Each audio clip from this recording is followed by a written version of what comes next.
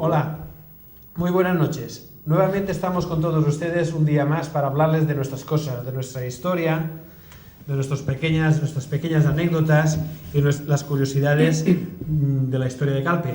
Hoy es un día especial, o empezamos el programa de una forma un tanto especial porque estamos de muy enhorabuena. Estoy seguro que todos lo saben.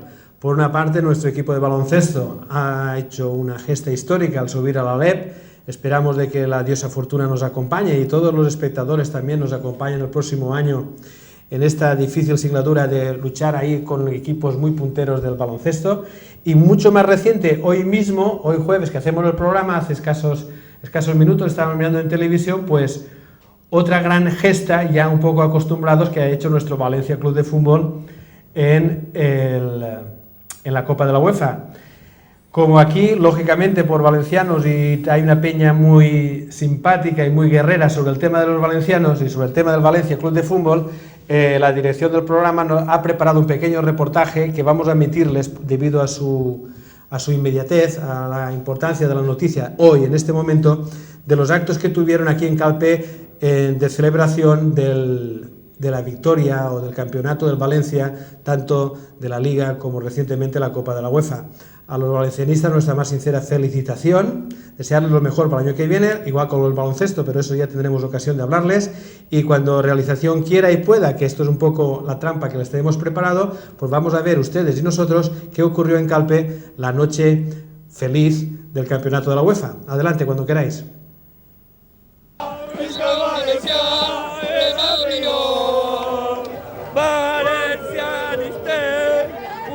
Sempre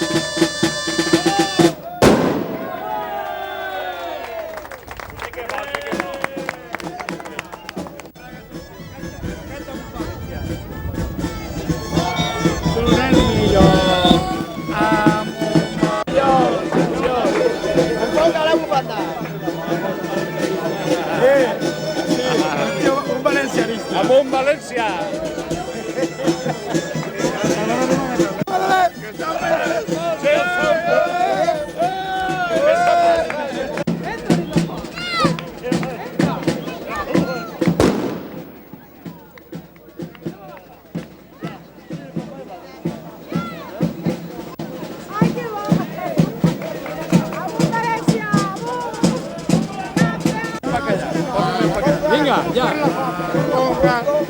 Una conga, todo igual, agarrause ahí. Pégale la vuelta, papá. Arrepléguele. Sí.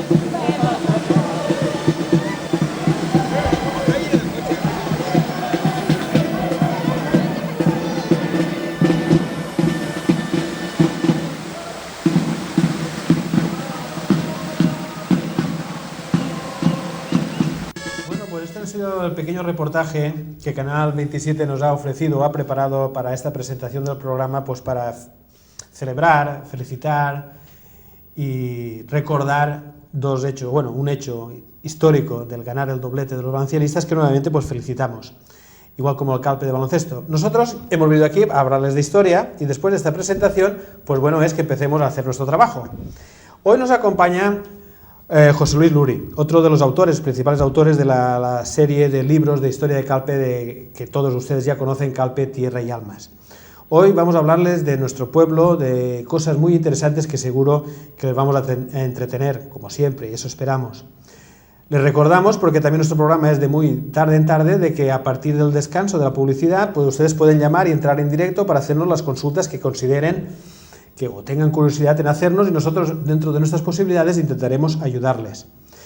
También, y antes de entrar en el tema, para no perder la costumbre, como saben, siempre intento recomendarles un libro que se edita en nuestra comarca, pues para todos los amantes de la historia, para todos los amantes de nuestro pequeño mundo, pues que si no lo conocían y el tema les interese, pues que sepan que ahí en las papelerías está.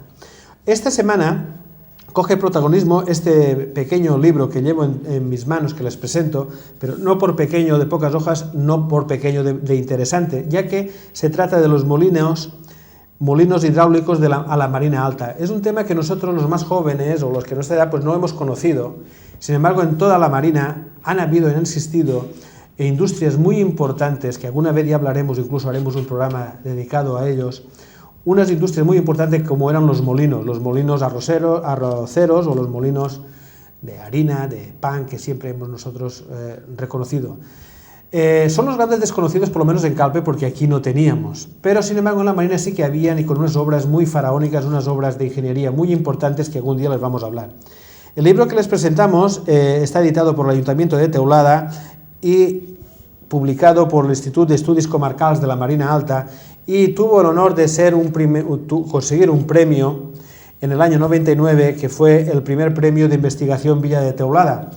Pues nada, eso es. Los autores, Josep Ivars Pérez y Fernando Sendra Bañuls, y Molins Hidràulics de la Marina Alta. Un buen libro que les lo recomiendo sinceramente, como todos los demás, y que si alguno de ustedes tiene curiosidad, pues ya sabe dónde acudir, en las papelerías, o si quiere más información al Ayuntamiento de Teulada o directamente a nosotros. Y ahora sí, ahora vamos a entrar a hablar con nuestro compañero que hemos presentado, pero no hemos saludado. José Luis, buenas noches. Hola, buenas noches. ¿Qué pasa? Buenas noches. Pues vamos a intentar hablar en una conversación a tres bandas, siempre lo recordamos, sobre un aspecto muy importante, muy curioso y también muy olvidado por la edad, porque para nosotros, digamos, pues no nos ha pillado, Pero sin embargo sí que me van a dar ustedes la razón de que todas las historias de Calpe nos han hablado de tiempos muy pasados, muy pretéritos, pero había como una gran laguna. Yo por lo menos a José Luis eso me parece a mí. Había una gran laguna que era la historia de Calpe de principios del 1900, o esos primeros cinco décadas, hasta el 50, de 1900 a 1950, o incluso al 36, hasta la guerra, porque ahí hay un lapsus muy importante en la historia de Calpe y de España, pero que nosotros siempre ha quedado un poco difuminado en el tiempo y nadie nos ha explicado bien las cosas. Para empezar, a mí me gustaría, porque yo soy tan poco entendido como la mayoría de nuestros televidentes, quisiera que nos presentaras, pues a nivel nacional, a nivel de España, cómo era esa España de principios de 1900. Creo, si no me equivoco, acabábamos de perder la guerra de Cuba, acabamos de perder Cuba, la frase de más se perdió en Cuba, acabábamos el último vestigio de nuestro imperio, que ya llegaba a sus 200, 300 años, y nos encontramos en una plena decadencia como nación. Pero bueno, dinos, para situarnos, ¿cómo era esa España de 1900? Bueno, yo lo primero que quiero decir, Bernat, es que yo he venido aquí a hablar del siglo XIX, no del siglo XX. Bueno. Entonces, vale. Si empezamos así, no vamos a ir muy lejos. Sí que es verdad, un lapsus del ignorante. Como todavía no estamos acostumbrados al nuevo siglo, bueno, pues borramos lo del siglo XX y empezamos por el siglo XIX. Dime. Bueno, el siglo XIX, que veníamos a hablar de la primera mitad del siglo XIX, es el siglo de la lucha por la libertad. Quizá en otro programa podamos hablar de la mitad del siglo XX, que vendría pues muy marcado por lo que fue la guerra civil y en fin, toda la problemática, ¿no? Casualmente, las personas que hemos estudiado un poco la historia de Calpe hemos comprobado que hay muchísima más información respecto a los primeros 50 años del siglo XIX que a los primeros 50 años del siglo XX. Con lo cual, pues estamos en disposición de dar mucha más información y hacer más comentarios sobre esto. Primeramente, un poco a colación de lo que has comentado respecto a los molinos, antes de entrar en tema, sí que quiero decir que es cierto que en Calpe no existían molinos antiguamente. No teníamos ríos. No teníamos ríos, exactamente. Pero sí que es verdad que muchísimos calpinos, sobre todo de la zona más norte del término, sí que acudían al famoso molino del Quisi, que era un molino que todavía se puede visitar, aunque prácticamente las muelas no están y no hay elementos de la arquitectura propia, pero hay una torre muy interesante y realmente está a pocos kilómetros del término. Pues si puedes ampliar los detalles sobre el molino del Quisi, quizás sea interesante de una pequeña excursión ahora que viene el buen tiempo a ver qué podemos pillar, ¿no? Sí, claro. Ahora, esto no lo tenías preparado, o sea que te devuelvo el lapsus mío anterior y entonces me explican ahora, háblanos un poco del Quisi antes de empezar, ya que has hablado de él. Bueno, el Quisi es una partida del término de Benissa y bueno, está prácticamente lindando con Calpe. De hecho, pues algunos antiguos calpinos pues llevaban el apodo del Quisi porque estaba muy cerca. Ahí había una antigua noria, lo utilizaba la gente del Cosdentar y de la Cometa, que era la noria de Baidal, que todavía está, un pozo que nutría de agua a esa zona, ¿no? Agua de beber. Y un poquito más arriba estaba este famoso molino que se aprovechaba de unas correntías que hoy ya no existen. Que sean correntías de barranco, ¿no? Claro, sí. No era... Deberían de almacenar el agua en cierta manera en alguna piscina o algo para poder luego... provocar una caída. Pero ¿verdad? Claro, es que incluso el Pau Roig en su tiempo pues tenía agua. Es que, claro, los tiempos han cambiado, llovía mucho más, había unas circunstancias distintas, ¿no? Y realmente, bueno, del Quisi sí que aconsejo que el que pueda dar una vuelta, la torre está ahí todavía, la torre, y aunque es un poco peligroso, es muy interesante dar Sí, pues bueno, pues ahí va nuestro consejo, ¿no? Ya que hemos hablado de los molinos hidráulicos, pues si alguien, ahora que viene un buen tiempo, se anima, pues a principios del siglo XXI, que se dé una vueltecita por el molino del Quisi. Pero bueno, vamos a hablarles de la historia que hemos preparado para hoy. Sí. Y era hablarlos por eso del siglo XIX, que también nos pilla un poco cerca, pero ya Sí, han pasado nos años. quedamos con la guerra de la independencia por ahí, ¿no? Exacto. Pues te vuelvo a hacer la misma pregunta, José Luis. Para ubicarnos un poco en el espacio, ¿qué pasaba en esos primeros años del 1800? ¿Cómo era la vida, o en el siglo, es igual, cómo era la vida española, para luego hablar de lo que era la vida calpina del 1800? Bueno, vamos a intentar centrar un poco esta época histórica un poquito por encima, para no entrar en un tema farragoso, que siempre es la historia un poco a nivel nacional. La mitad del siglo XIX es la mitad de siglo por la lucha de la libertad. Tenemos que tener en cuenta que a finales del siglo XVIII se produce en Francia pues toda la revolución, la lucha por la libertad, la fraternidad y la igualdad. En Estados Unidos se produce también la Declaración de Independencia y la Constitución. Y bueno, hay una tendencia general en el mundo occidental hacia lo que es empezar a respetar los derechos de todos los ciudadanos. Una lucha que va a ser muy lenta y que va a llevar pues, prácticamente todo el siglo XIX, aparte de todas las singladuras que hay en el siglo XX.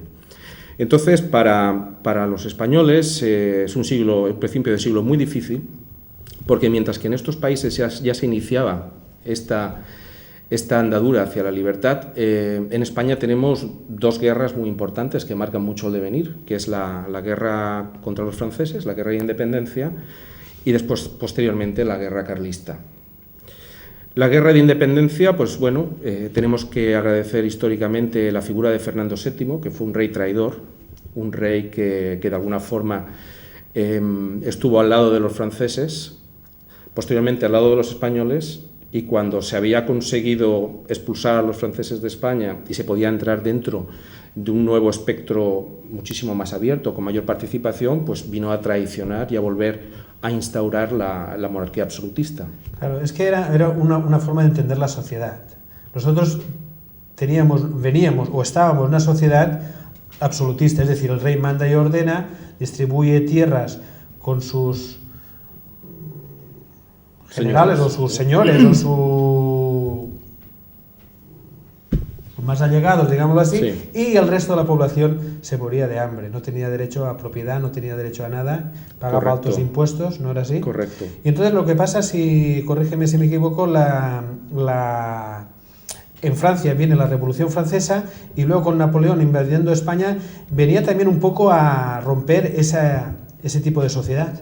Verdaderamente, Napoleón incluso dijo que España nunca podría salir adelante, ni se podría producir la revolución si no se producía al mismo tiempo un reparto de la tierra. La tierra estaba excesivamente centrada en lo que se llamaban las manos muertas.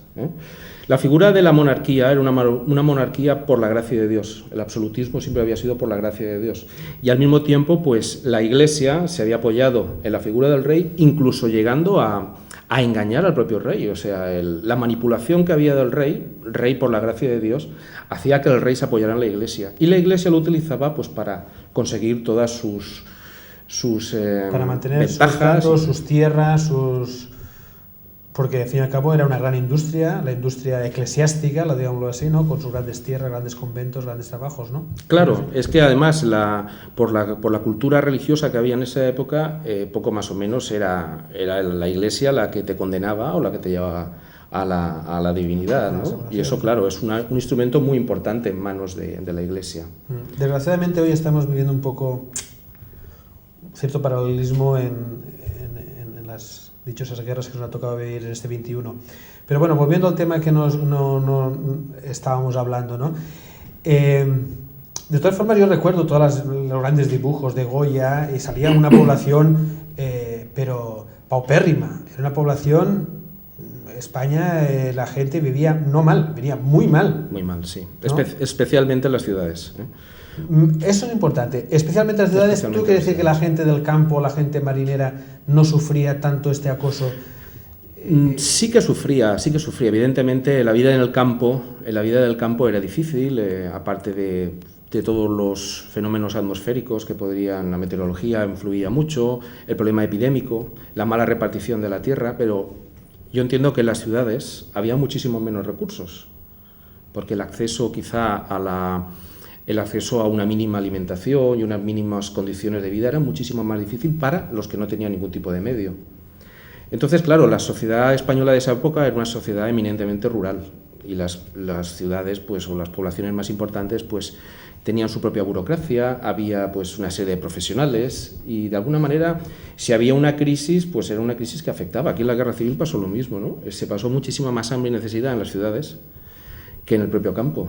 Yo me acuerdo que mi familia era una familia urbana de Alicante y realmente pues lo pasaron muy mal, además no tenían ningún tipo de habilidad para moverse en el mercado de extraperlo ni nada, ¿no? Entonces, pues, mientras que la familia que teníamos en el campo vivía muy bien y a veces teníamos que acudir a ella, pues la vida de la ciudad era terriblemente difícil. Ya sí. No había un huerto donde por lo menos cultivaba lo poco que podías para subsistir, ¿no?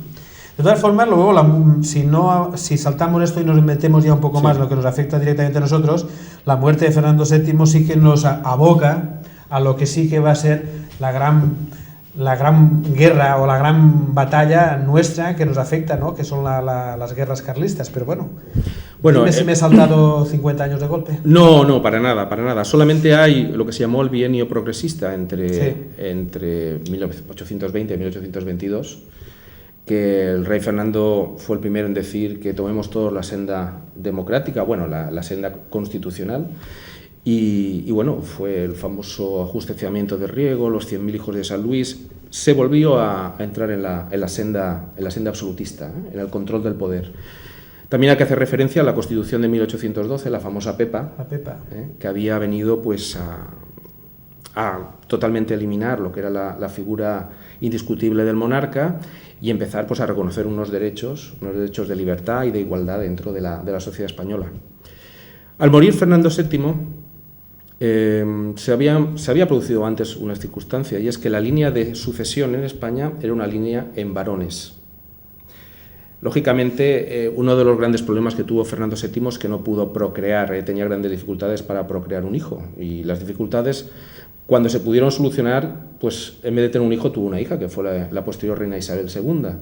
Entonces había un problema muy grave, y es que el sucesor al trono era su hermano Carlos, que estaba dentro de una línea absolutista, una línea muy conservadora. Entonces, pues, se creó se promulgó lo que se llamó la pragmática sanción, que vino a facultar la posibilidad de que fueran mujeres, hembras, las que accedieran al trono.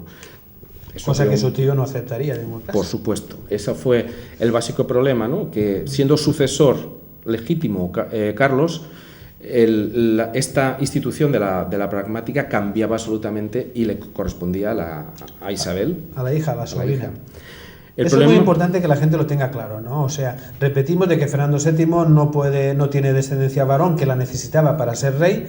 Las leyes en aquel entonces decían de que si él moría sin tener descendencia varón, el rey era su hermano. Correcto. Carlos. Eso era la ley que se había hecho desde siempre, la ley borbónica, ¿no? Pero hay un grupo de gente, partidarios, que... Bueno, el rey Fernando lo que estaba claro es que no quería que fuera su hermano, porque él era un absolutista y su hermano estaba en la misma línea, pero ahí habría algún tipo de conflicto porque habían tres líneas, lo que eran los puramente fernandinos, que defendían la figura del rey pero por ser Fernando, los carlistas, que eran realmente los seguidores del antiguo sistema absolutista, y después los liberales, que ya andaban por ahí creando problemas, que estaban en la línea de las líneas de cambio, de progresismo y todo esto, ¿no? Es importante entender esto porque si no, no se entiende el resto. Claro, es que de manera que digamos que otra vez se vuelve a dividir la sociedad entre un grupo de gente, seguidores de Carlos, que digamos que son seguidores de una sociedad que el rey volvía a ser el que más mandaba, era el rey absolutista, todo era de él y todo tal. Y había un grupo que ya empezaba ya germinando de la Revolución Francesa y todo esto, de que había gente que pensaba que eso tenía que cambiar, que la tierra para quien la trabaja o cosas de ese tipo. Y entonces esa gente se vuelca con Isabel. Isabel, claro. ¿No? Porque eso es importante. Sí, bueno, Isabel, lógicamente, cuando murió Fernando VII tenía 3 años, sí, era una niña. Eso creaba una situación en que en España, pues con un enfrentamiento que iba a producir la guerra carlista entre los partidarios del hermano y los liberales, eso creaba un grave problema. Además, una niña que era la monarca, pues era algo realmente complicado. Entonces el poder, pues lógicamente pasó a su madre, la regenta. Sí, hasta que consiguió la mayoría de edad. Exactamente, que llegó algunos años más tarde. Bueno, y ahora que tenemos ubicación, pasamos a Calpe. Aquí se volvía a repetir esa división. Sí. Había un grupo de personas, familias más bien, seguidores carlistas, o había otro grupo más liberales, y aquí empiezan a haber ya historias muy bonitas, muy importantes y muy tristes también. También.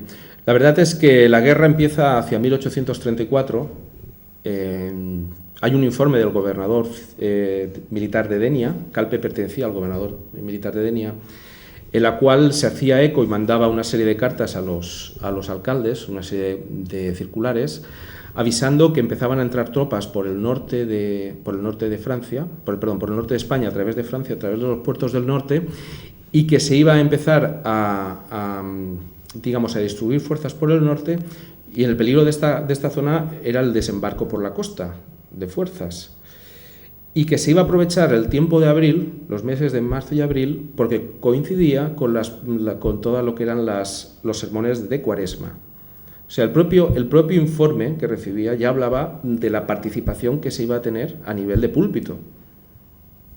¿Hasta qué punto iba a haber una manipulación que ya se avisaba que cuidado con la Iglesia, cuidado con los curas? Bueno, pero estamos hablando que en ese momento el que manda las cartas es un liberal. Pertenece, digamos que es el gobernador, es un liberal, es el gobernador a nivel de toda la nación. Sí, que digamos que sigue a la reina regente. Y exactamente, al poder y empieza instituido. A prever de que efectivamente va a haber una conflagración y, ojo, incluso advierte de que la Iglesia sí que iba a tomar parte en uno de los bandos, no, el contrario, en el carlista, y entonces manda una carta a los alcaldes de la zona. Claro, intentando prevenir esto. Y en Calpe esto llega también, llega la carta. Sí. De hecho la misiva que se recibe desde Valencia y desde Denia, de Valencia pasa a Denia, de Denia a los alcaldes, empieza a advertir a los alcaldes que se creen una serie de guardias a lo largo de la costa, especialmente para poder avistar cualquier tipo de desembarco, barco, de todo esto. Además, hay una cosa que agrava la situación, y es que en 1834 hay una terrible epidemia de cólera, una terrible epidemia que tendrá una incidencia tremenda. Desgraciadamente, datos no podemos dar porque no hay documentación, pero es una epidemia que asola España.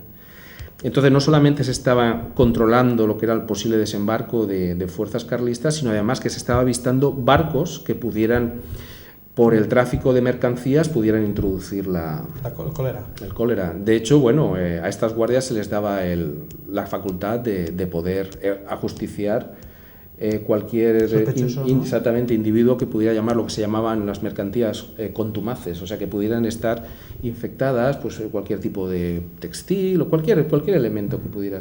Hablamos también en nuestros libros de que Calpe lo pasa mal también, Altea, sobre todo, ¿no? Que claro, tiene una infección muy fuerte, a nivel de todo el país, pero sí, nosotros no nos libramos. No, siempre se creía que el cólera venía producido especialmente por las zonas donde hubiese regadío, ¿no? El problema de las miasmas venía producido por las emanaciones, estancamientos de aguas. Nosotros teníamos dos focos importantes, que eran las correntías del Barranco Salado y después las salinas, sí. O sea, que eran dos elementos, en el momento que habían lluvias, pues lógicamente se embalsamaban y se producían pues miasmas y tercianas. Bueno, pues tenemos el aviso de los alcaldes, ¿no? Sí. Preparamos unas guardias, que también queda muy reflejado en el libro. Hay unos turnos, unas guardias, unos refuerzos de toda la costa. ¿Y cómo evoluciona el tiempo? ¿Efectivamente se cumplen las premisas estas de invasión? ¿Cómo está el tema este? El tema es que, digamos que para empezar a crear un cuerpo de defensa, se termina por armar a los civiles. Esto es tremendo, porque se crea lo que era la Guardia Nacional, una Guardia Nacional que era el hecho de que se creaban fuerzas de carácter militar, pero con los civiles. Entonces en Calpe se crea un batallón, realmente eran unas fuerzas llamadas granaderos, los fusileros y los tiradores. Y eran gente del pueblo que, nombrado un comandante, pues tenían que crear realmente una fuerza de defensa. ¿Era obligatoria esta inscripción, este alistamiento? El alistamiento en principio se hacía como voluntario, lo que pasa es que al final pues había que reunir una fuerza importante. En Calpe fueron 136 personas las que formaban la... Pues era mucha gente para la población que vivía en tremenda. Entonces, ¿eh? Y más sería gente joven, gente que podía dedicarse a otros labores. Y dependíamos de Denia, ¿no? Dependíamos de Denia, sí, estaban las fuerzas bajo gobernación de Denia.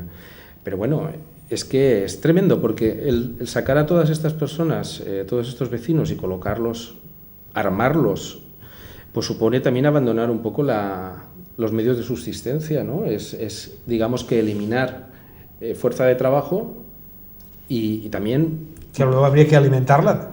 Claro, o sea, que encima no solamente que quitaban el trabajo, sino que ese ejército había que pagarlo, si se pagaba, y bueno, alimentarlo. Con dificultad, sí. Normalmente un sueldo podía ser de 2 o 3 reales, que era un jornal del campo, con lo cual, pues a lo mejor incluso para alguno era una manera de... Sí, de trabajar en algo, ¿no? También es curioso que muchísimos guardias nacionales realmente provenían de... Sus padres habían luchado en la guerra de independencia, porque hay muchos soldados calpinos que estaban sirviendo en el ejército durante la guerra de independencia. Entonces, claro, 30, 20 años después, pues los hijos eran los que estaban participando en la guerra carlista, ¿no? La organización era una organización con un comandante. El comandante, digamos que era la máxima expresión de las fuerzas calpinas, que recaía en Juan Ortiz Crespo, era de la muy importante familia Ortiz. Sí, que fue importante ese momento y continuó siendo importante también durante todo el siglo, ¿no? Sí, sí. Desgraciadamente esta línea familiar se ha perdido. Sí. Se ha perdido. Y es raro porque los Ortices de finales del siglo XIX pues eran 7 o 8 hermanos. Y entonces es algo realmente sorprendente, ¿no?, que se haya perdido. Domingo Ortiz, que era el padre de Juan Ortiz, había participado en la guerra de independencia, sí, sobre 1813, desde 1808 a 1813. Entonces, pues organizar toda esa fuerza, armar a toda esta fuerza, de las 136 personas, solamente vecinos, habían 36 que estaban con fusil. Realmente tenían armas, con lo cual, si tenemos que sumar el problema de los caballos, que no era fácil, lógicamente, tener caballos. Claro. El problema del caballo, pues no solamente es tenerlo, sino que hay que alimentarlo. Especialmente si había alguna campaña que había que salir, pues tenías el problema lógicamente, de logística, todo esto, ¿no? Claro. Y los medios eran mínimos. Entonces, estas fuerzas nacionales, que era la milicia urbana... También, José Luis, perdón que te interrumpa, hay una relación muy completa en el libro de toda esta gente, de toda esta milicia, ¿no?, que nos permite ver muchas familias de Calpe, ¿no? La verdad es que todos los que tengan el libro en casa, en el volumen 3, hay todo este capítulo que estamos recordándoles, hay cosas muy interesantes y ahí seguro que pueden encontrar muchos antepasados de todos ustedes, porque afortunadamente habéis conseguido recopilar pues prácticamente los 136. Los 136 miembros de esta fuerza, ¿no? Que por tanto, que por apellidos es muy fácilmente además ubicarlos, casualmente, ¿no? Este documento tiene el apellido del padre y de madre, con la edad. Entonces, pues con toda seguridad puedo afirmar que son los abuelos de los abuelos de los abuelos de los abuelos de los abuelos de muchísimos calpinos de hoy, ¿eh? Hay que pensar que el tipo de arma que utilizaban era un fusil de 1,40 m, a lo que había que sumar la bayoneta. Era muy difícil disponer con facilidad de disparo, porque había que, lo que se llamaba cebar la cazoleta, tenía que colocar la pólvora, iban con un sistema de chispa, los cartuchos iban en papel de estraza, y realmente era muy complicado porque bailaba mucho el proyectil dentro del caño. Sí. Y era muy difícil, era tremendamente complicado. Bueno, dejamos el tema aquí, ya preparado para la segunda parte, donde vamos a entrar un poco más en materia de toda esta historia, y como siempre en la televisión manda, unos minutos de publicidad. Pero vamos, unos minutos, no exageramos, volvemos enseguida.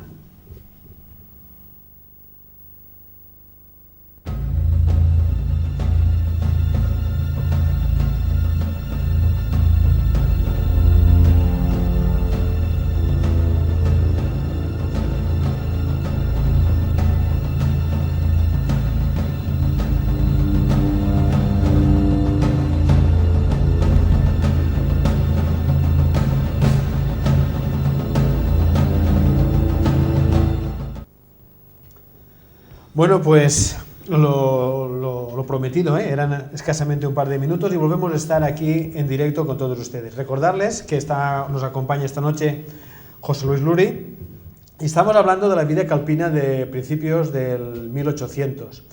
También, antes de seguir hablando de este tema y centrarnos en dónde lo habíamos dejado, también recordarles de que a partir de este momento, si nos están viendo hoy jueves por la noche, no en las redifusiones, pueden llamarnos por teléfono en este momento y entrar en directo en nuestras conversaciones para preguntarnos aquello que precisen. Les voy a dar el número de teléfono. Si tienen ahí un momentito, apuntan que es el 96 587 4374. Repetimos, 96 587 4374.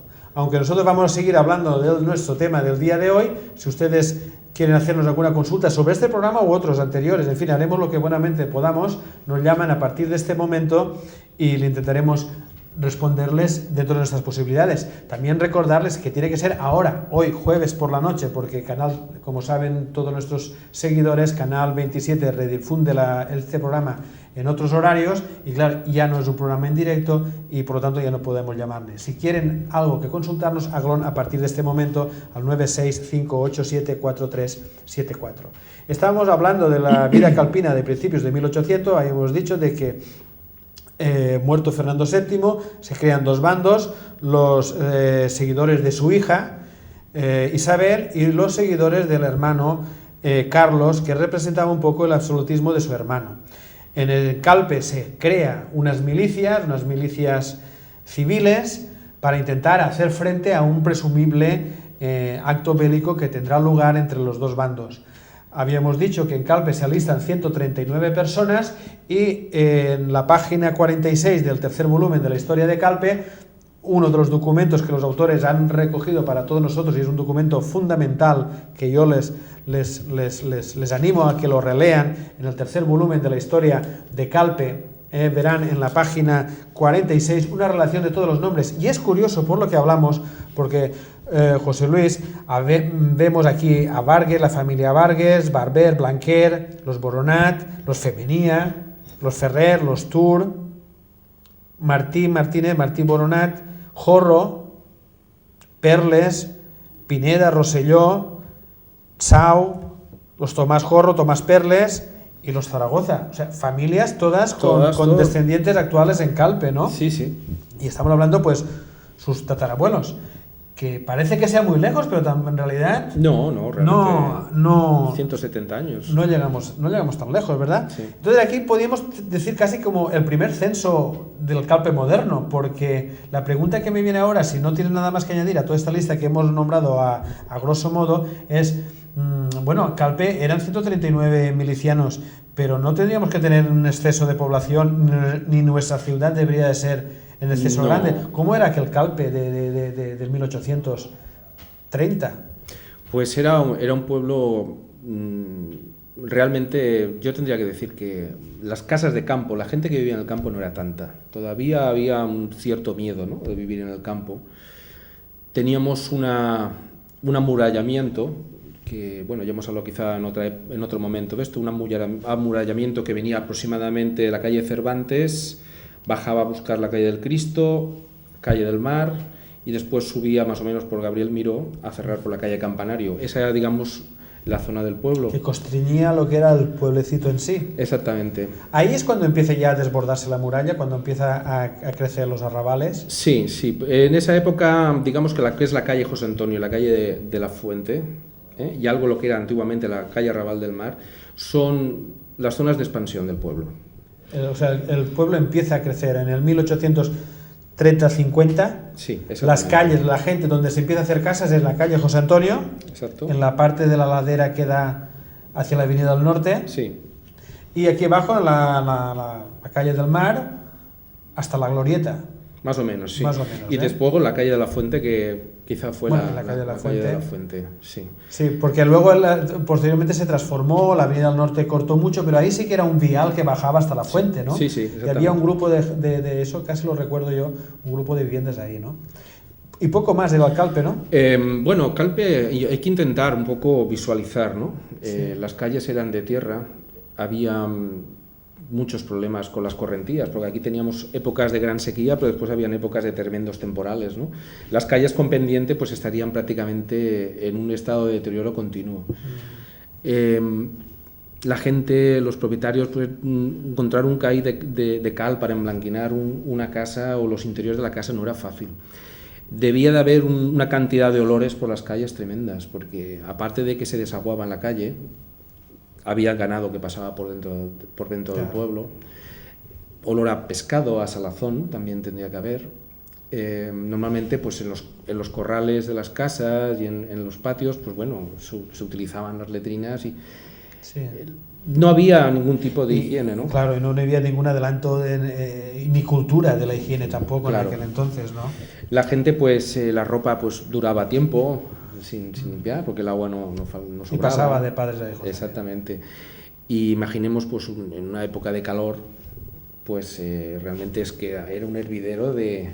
¿Cómo debía ser la calle mayor de Calpe, que era, digamos, al centro, o lo que es la plazoleta de la iglesia, en pleno agosto? Tremendo. En 1840, por Tremendo. ejemplo, ¿no? Pues los calpinos entonces pues tenían graves problemas, por ejemplo, con la dentadura. Se picaban los dientes, había gente muy joven sin dientes. El problema, por ejemplo, de las epidemias de viruela, caras marcadas. En fin, era algo para ver. Y la alta burguesía, que no la había, Sí.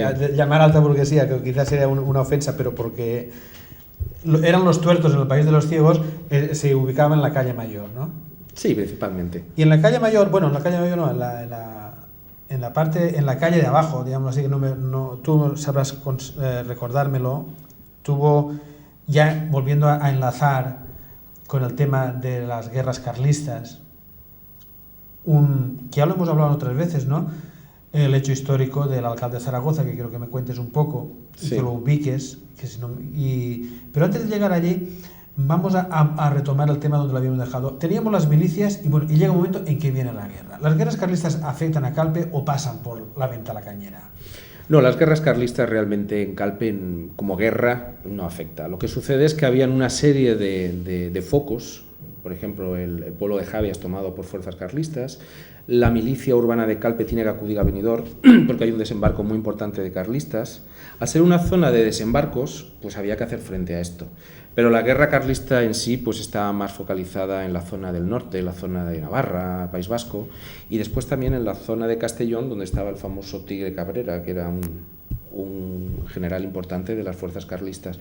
Aquí en Calpe fue un poco de soslayo, lo que no significa, como apuntamos en el libro, hay una carta patética del alcalde de Calpe al gobernador civil, porque había durante la madrugada, había entrado un grupo, no se sabe si era gente de Calpe o gente de fuera, pero que había ido a las 3 de la mañana pegando golpes en las casas de los pobres vecinos y pegando pistoletazos al aire. Y escribía el alcalde diciendo que él era un hombre viejo, que no tenía medios, que no tenía ningún tipo de fuerza para poder repeler esto. Es una carta patética, lo que significa que realmente en Calpe hubo tensiones y hubo problemas. Porque ese bipartidismo que vemos a nivel nacional también se reproduce en Calpe, y tenemos unas familias liberales y unas familias carlistas. Sí, además es que los carlistas estaban apoyados por el bandolerismo, o sea, los bandoleros aprovechaban las circunstancias pues para... Hombre, apoyaban a quien les pagaba. Exactamente. Y digamos que el poder económico estaba al lado del carlismo, Sí, que era el que un poco iba a mantenerle su estatus social, sí. ¿no? Y la gente menos necesitada la que apoyaba el liberalismo intentando un cambio de sociedad, ¿no es Sí. así? ¿Podemos hablar de familias o de hechos? Porque, bueno, también había elecciones, quién votaba, cómo votaban, cómo se turnaban. Las elecciones vienen, bueno, hay una constitución de 1837 que en la mayoría de los aspectos seguía un poco la de 1812, la PEPA, ¿no? Entonces sí que se empieza a facultar a los residentes, a los vecinos de Calpe, a ciertos vecinos y de acuerdo a ciertas disposiciones, a tener un derecho de voto. Pero el derecho de voto en ese momento dependía un poco de la capacidad adquisitiva, de la renta, dependiendo las tierras que tenían, las casas que tenían, e incluso a ciertos profesionales o al cura pues se le permitía votar, ¿no? por una cierta calidad. Entonces, sí, había unos derechos, pero ya unos derechos bastante... que eran mucho, ¿no? Que eran muy mucho. primitivos, pero eran mucho, ¿no? Entonces Pero sí que mucho. había una alternancia, había un poder y un contrapoder, una alternancia de poder de unos y de otros, ¿no? Sí. Porque quiero llegar, por ejemplo, al triste suceso del alcalde zaragozí, que hace una fiesta cuando proclaman mayor de edad a la reina Isabel, hace una fiesta que le cuesta disgusto a la familia y a él la vida, ¿no? Sí. O sea que entonces sí que había un enfrentamiento, o es una No, es que claro, es difícil meterse con documentación y poder realmente explicar lo que pasó, ¿no? Pero en 1843 es un año realmente muy difícil, porque supone la ruptura de los gobiernos liberales. Los liberales es que estaban partidos en dos, los progresistas y los conservadores, los moderados, ¿no? O sea que una vez que se había terminado con el problema del carlismo en 1839, hubo otra confrontación dentro de los propios liberales, que eran los liberales ricos, que son los que se habían favorecido de la liberalización de la tierra, después de quitarle la tierra a los señores y a los curas. Se benefician los ellos. Nuevos ricos. Los nuevos ricos, exactamente. Y lo que antes fue grito de viva la libertad, ahora el grito viva el orden. Como suele pasar casi hoy en día. Como suele pasar. Entonces, pues claro, la lucha era el que te la tierra, te la guerra, y entonces pues vino ese enfrentamiento. Entonces los moderados lo que querían era eso, terminar con cualquier tipo de violencia, cualquier tipo de desestabilización. Empiezan a controlar todo lo que es el armamento, las armas, introducen una legislación muy dura, cambian la ley de ayuntamientos, que eso pues produce un control prácticamente en paralelo, de arriba abajo, a partir de las fuerzas gubernamentales que controlan los ayuntamientos. Hay una serie de problemas que desembocan en 1843 con un problema muy serio, que es una confrontación a nivel nacional entre los moderados y los liberales. Y siendo una época de gran confrontación y de muertes y de matonismo callejero, en Calpe coincide con el asesinato de don Francisco Zaragoza Jorro, que había sido un destacado progresista, y casualmente su mandato en alcaldía coincide con el acto de coronación y mayoría de edad de la reina Isabel II. Hay que imaginar que en aquella época, pues, en Calpe debió ser una verdadera fiesta, en la cual pues estaría representada la milicia urbana, donde estarían todas las calles engalanadas, y hubo una serie de festejos, se iluminó con lámparas de aceite toda la población, y se contrató un dulzainero, que era de padre de Benissa y madre de Calpe.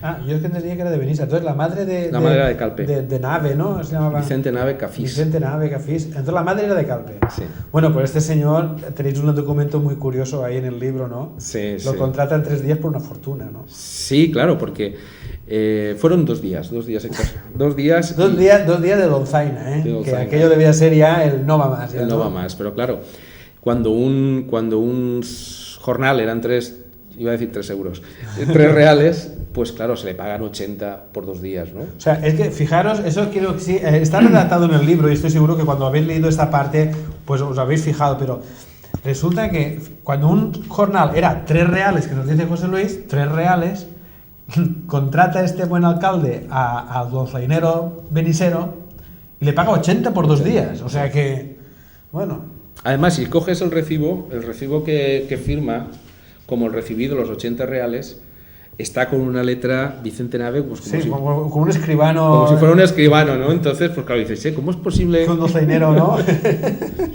Bueno, que... y eso aparece porque creo, claro, luego le piden al zaragozí le cuentas desde Alicante, creo, ¿no? Y él tiene que, a posterior... Sí, porque hay una serie de gastos, que no están claros. Por ejemplo, tenemos aquí uno, ¿no? Sí. Y entonces este pleito durará hasta 1849, se alargará 6 años. Que el hombre ya no vio, lo vio su familia. Porque, claro, parece que ahí estaban los gastos un poco hinchados. Pero también da la impresión, habiendo visto in situ en el archivo de la Diputación, habiendo visto los documentos originales, que los he tenido en mi mano, da la impresión de que ahí hubo un sabotaje en el ayuntamiento. Y es que posiblemente desaparecieron los documentos originales y hubo que rehacerlos a la carrera, ¿no? Sí, porque si ves la letra, no hay ningún solo documento que esté firmado por el alcalde, que eso es rarísimo. Y da la impresión de que se hizo después. De hecho, muchos concejales de aquella corporación del 43, 2 o 3 años después, estaban en Argelia. Algo hubo, ¿no? Algo hubo. Bueno, recordarles también a todos nuestros televidentes de que pueden llamarnos si quieren, ¿eh? El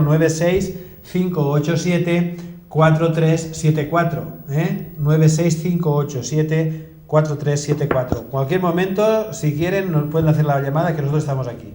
Bueno, y seguimos hablando, José Luis, bueno, de que este buen hombre, pues una noche hay una ya lo hemos dicho en una vez en algunos de estos programas, pero bueno, es un acto que tuvo su importancia, su relevancia a nivel de histórico de Calpe. Hay un alboroto en lo que hoy creo que es la Càvila, bueno, perdone, ya no me acuerdo yo la Càvila. Sí, creo que es Calpifats. Calpifats, sí, debe ser la calle Calpifats, San José. Calle San José.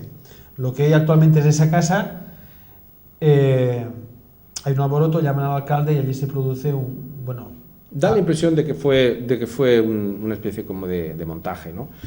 A don Francisco Zaragoza le reclaman que hay un alboroto, una pelea, sí, justamente en en la calle San José. Él vivía justamente en la esquina, porque vivía en la esquina de San José con el Cristo, ahí tenía su casa, y fue reclamado, llegó al puesto, y a mí me lo contaba Antonia Pastor de Mateu, Antonia Pastor Zaragoza, me contaba que porque lo había oído de sus abuelos, ¿no? Cómo llegaba él a la puerta, tocaba y decía, habla la autoridad, con un bastón. Y iba además con un sobrino, un chaval, y se ve que pues fueron acribillados. Y ya hay un documento un poco morboso, ¿no? Hay un relato un poco morboso que cuando se hizo el traslado del cementerio antiguo al cementerio nuevo, se ve que al abrir la fosa, en este caso era el nicho, pues se encontraron que estaban los dos cuerpos en estado perfecto de conservación, y era impresionante ver la levita del alcalde con todas las marcas, ¿no? de los disparos. Mira, es curioso eso, ¿eh? Es curioso, y además gente muy mayor creo que lo recordaba, ¿no? Era un espectáculo un poco macabro, además, claro, los ponían de pie en una esquina del cementerio y realmente impresionaba. Y aparecían los dos igual, ¿no? O sea, sí, momificados, sí. Entonces, pues es una cosa que recuerda a los mayores que impactó una barbaridad, ¿no? Entonces, pues todo apunta a que hubo una venganza, porque Francisco de Zaragoza fue un alcalde beligerante, ¿eh? Fue un alcalde... Sí, que no era tampoco una mosquita muerta. No, cuando digo esto me refiero que digamos que una de las cosas que hizo fue retirarle al cura todas las aportaciones dinerarias que tenían los curas, que eran para la misa del Corpus, para el día de San Roque, para los pregones, pues siempre tenían, para comprar cera, siempre tenían un pequeño presupuesto para esas dentro cosas. De los gastos municipales, y no se les pagó, no se eliminó. Porque claro, los liberales, el problema que hubo con los progresistas es que había un sector que era muy anticlerical. No debemos olvidarnos, pues en esa época, la quema de conventos, se exclaustra en Menisa a los franciscanos, que eso crea también pues un impacto tremendo. Se utilizan esos conventos y esos monasterios, se utilizan como centros para las tropas, y el anticlericalismo pues produjo una reacción muy fuerte, ¿no? Porque era muy exaltado. Entonces, pues los más conservadores dentro de la línea liberal progresista pues también un poco denigraban esta actuación, ¿no? Porque se creaba una desestabilización social tremenda. Entonces, pues Francisco Zaragoza, pues de alguna manera sí que actuó de una forma, al negarle al cura de Calpe, que digamos que era la única actuación que él podía tener dentro de su capacidad política, era lógicamente enfrentarse al cura del pueblo, no tenía otra capacidad, ¿no? Y eso pues es indicativo de que había cierta confrontación, ¿no? Dentro del pueblo, que se marcaba bastante claro. Entonces, en un momento histórico como es diciembre del 1843, cuando él es asesinado, pues cabe pensar que la situación no era fácil. En 1844, en enero, se crea el estado de sitio en la ciudad de Alicante, y hay un ajusticionamiento en marzo de 27 liberales que habían tomado la ciudad. Es decir, que había un momento de gran tensión, tensión en toda la zona. Bueno, pues creo que tenemos una primera llamada en estos momentos, a ver si podemos escucharla. Buenas noches. Hola, buenas noches. Buenas noches, ¿con quién hablamos? Pues mira, tú no me conoces, bueno, me conocerás porque yo soy aquí de Calpe, pero es que tengo una curiosidad por saber, este chico que está hablando, ¿quién es? ¿Es aquí de Calpe? Porque es que no lo conozco de aquí de Calpe. Bueno, pues José Luis, es hora también de que te presente. Bueno, lo conocemos mucho, pero bueno, quizás una buena pregunta, José Luis. ¿Quién es esa persona que sabe tanto de la historia de Calpe?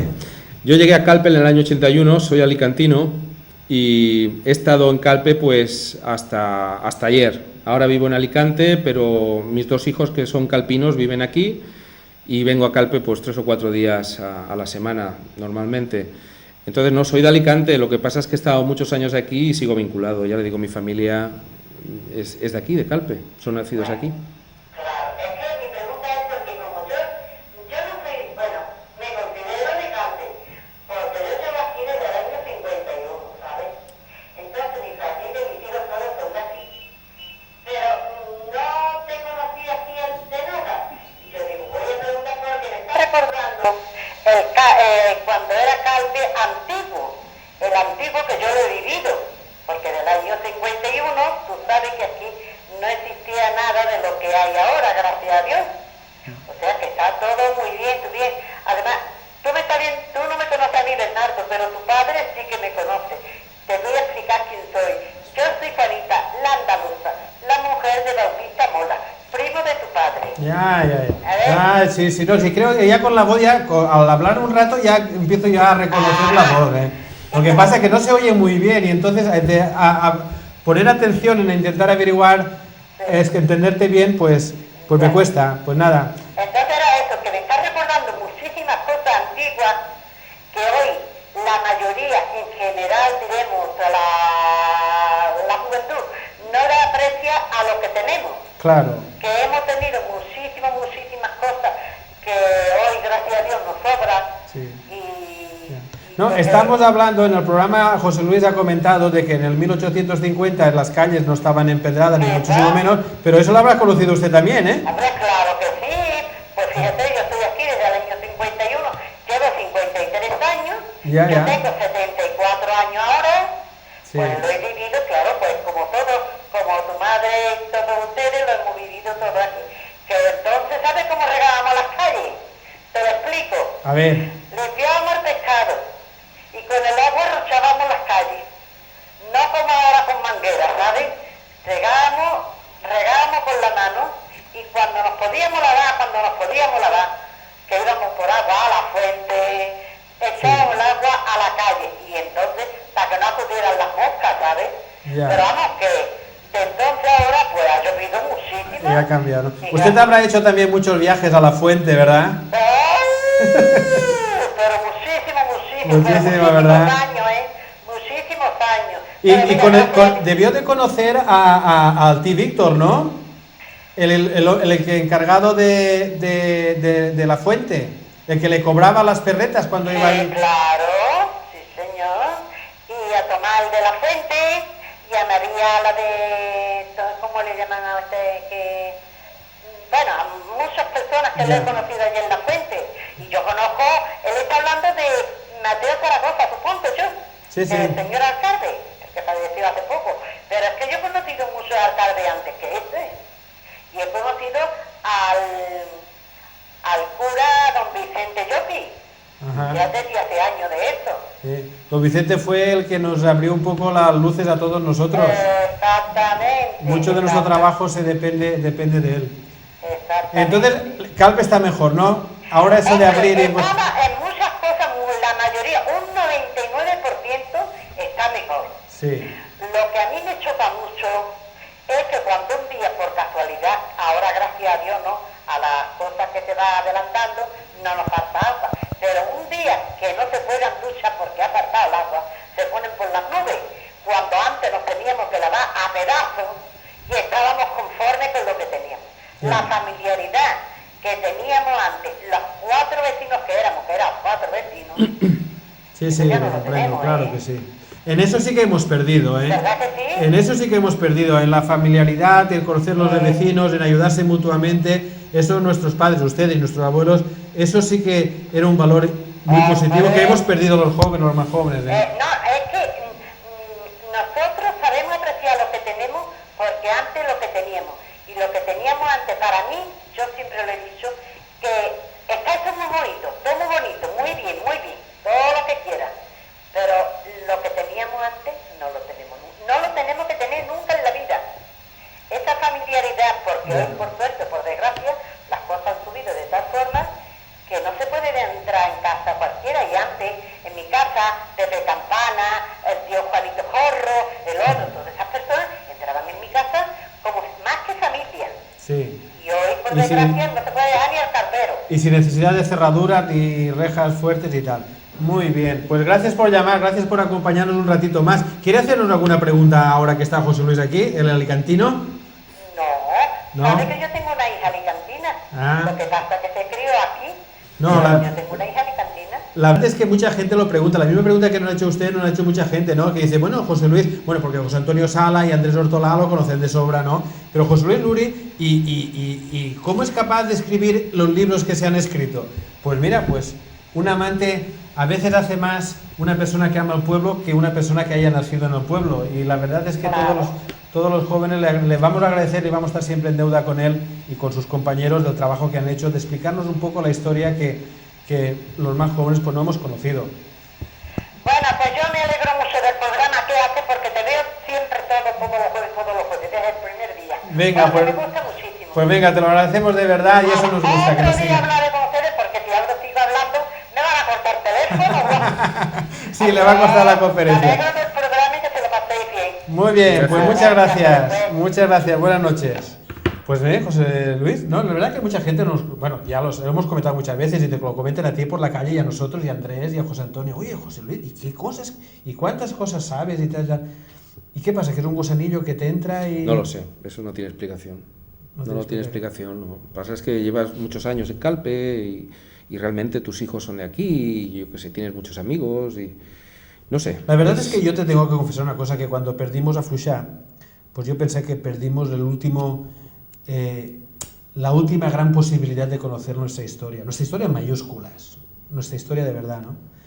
Y hace ya años cuando hablamos de la fiesta de la cometa, cuando empezábamos a gestar estos libros, ¿no?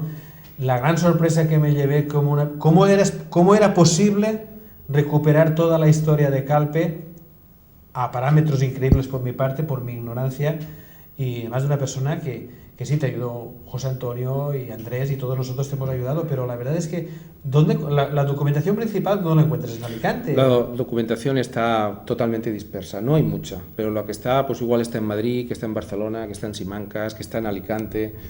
Hay bibliografía, datos sueltos, pero es una labor dura. Cuesta, ¿no? Yo lo que sí que quiero decir es una cosa, Bernat, y una cosa que es seria, y es que quizá nosotros el trabajo que hemos realizado está en un umbral, en un quicio, que va a suponer un cambio muy importante en la vida de Calpe de los próximos años y en las próximas generaciones. Y es que debido al mestizaje, al gran crisol de mentalidades, de cultura, de personas, un poco lo que la juventud en este momento desea y con lo que se entretiene, dentro de 10, 20 años, yo sinceramente no creo que ese espíritu de calpino, ese amor por las cosas de aquí, va a ser muy difícil de conservar, porque de alguna forma tenemos que aceptar que nosotros no hemos sido como las familias ricas que tienen un poco esa visión de decir, no, yo voy a vivir de los intereses, no voy a vivir del capital. Nosotros, en el momento en que nos dedicamos a vender la tierra, no estamos viviendo de los intereses, estamos viviendo del capital. Claro. Entonces no nos tiene que extrañar pues que dentro de unos... que ya lo estamos viviendo, pero según se va haciendo cada vez el pueblo más grande, donde hay una serie de comunidades dentro de las comunidades, dentro de poco vamos a tener aquí comunidad rumana, vamos a tener comunidad árabe, vamos a tener comunidad rusa, ya tenemos residentes extranjeros de todas las nacionalidades europeas. Entonces, los propios calpinos se van a mezclar con otras culturas, que ya está pasando. Entonces, eso se va a dispersar y va a haber muchísimo menos interés porque ya cuesta en este momento a lo mejor a mucha gente joven introducirse en esto, va a haber muchísimo menos interés. Entonces, sería muy difícil el poder en el futuro recopilar este trabajo, no porque no haya gente con capacidad de hacerlo, sino porque creo que el interés va a ser totalmente distinto. A mí me recuerda, puedo ver Calpe, pues yo que he vivido un tiempo en Marbella, lo veo como una gran ciudad, como un gran centro de servicios, como un gran centro de entretenimiento, una ciudad que habrá gente que habrá hecho mucho dinero, alguna muy poca tendrá mucho y muchos tendrán poco. Sí, suele pasar. Que es la ley del 80-20, el 20% tiene el 80 y el 80% tiene el 20, ¿no? Y que realmente pues es muy de lamentar que está todo, vamos, todo indica de que va a ser un pueblo sin identidad, simplemente una gran fiesta continua, ¿no? Lo hemos hablado muchas veces con los cuatro y efectivamente es un temor, más que un temor es una realidad, está ocurriendo, dejamos de amar nuestras raíces y eso es muy triste para una población y para una cultura. De todas formas, a mí me queda un hilo de esperanza y es que hay jóvenes ahí detrás que sí, siempre hablamos de los jóvenes, porreros, discotequeros, no, por supuesto que no. Habiendo, siempre hay un germen, pero que lo demuestren. Sí, eso sí. Pero que lo demuestren. Eso sí que es no verdad. solamente que se quede en una... Eso es verdad. Que lo demuestren. Lo hemos hablado muchas veces de que el joven tiene que plantar cara, tiene que estar aquí. Porque hay que empezar a darse cuenta. Los jóvenes hoy en día, yo que tengo hijos, me doy cuenta de que el sentido del esfuerzo es muy relativo. Y lo que hay que es muy relativo, ¿no? La gente piensa mucho en pasarlo bien y en todo esto, entre otras cosas, porque es la educación que estamos dando a nuestros hijos, ¿no? Pero hay que tener clara una cosa, que la idea de progreso que nosotros tenemos, que es dinero, dinero y dinero, es totalmente erróneo. Es muy equivocado, ¿no? Es totalmente erróneo. La idea de progreso que sea a base, pues, de esquilmar lo que tenemos es muy dudoso, muy dudoso. Y yo sí que pienso, claro, nosotros siempre de la juventud tenemos una visión un poco... una idealista, ¿no? Por ser joven ya se es fantástico. No es así. Por ser una persona joven puede ser fantástica y una persona joven puede ser un body not. Eso no significa absolutamente nada. Yo desde aquí digo a los jóvenes que ejerzan, no solamente que digan, que ejerzan. Y si hay que ayudarles, aquí estamos nosotros, toda la rama de la historia que a nosotros es la que más nos interesa. Bueno, José Luis, lo hemos dejado aquí, en 1850 medio tirado. Tiempo habrá para continuar con él y ya presentarnos ya a final del 1900, sí. mi querida guerra de Cuba. Todo llegará. Y bueno, volvemos a empezar, ¿no? A todos ustedes, por agradecerles de habernos continuado. A ti, José Luis, pues gracias. Encantado. Oye, el tomo 4 va, ¿no? Todo plegará. Todo plegará. Bueno, agradecerles que hayan estado con nosotros una noche más. Recordarles que siguen disponiendo de una página web de la serie de Calpe, Tierra y Almas a su disposición.